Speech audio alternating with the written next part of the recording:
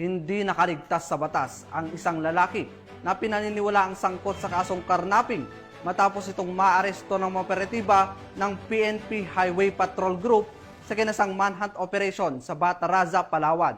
Ang report mula kay Patrolman Roland Feliciano.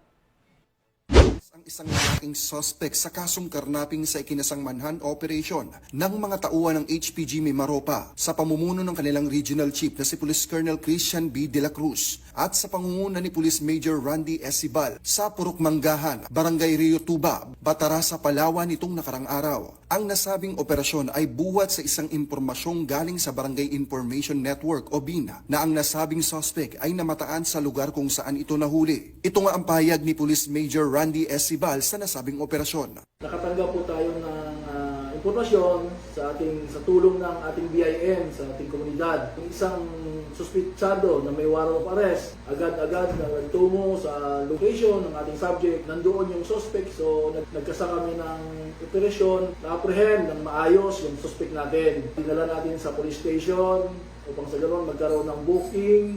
Ngayon, kinumit natin siya, at the same day, kinumit natin siya sa jail.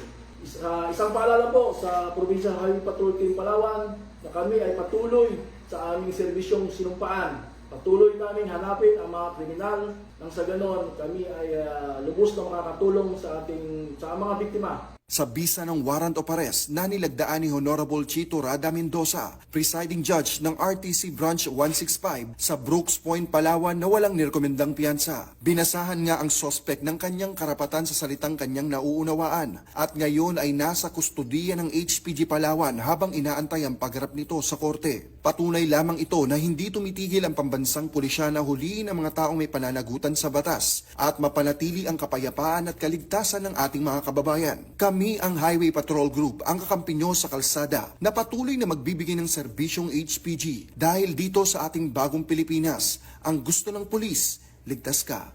At sa iba pang balitang serbisyong HPG, tumutok lamang sa aming YouTube channel at Facebook page na Police News Network.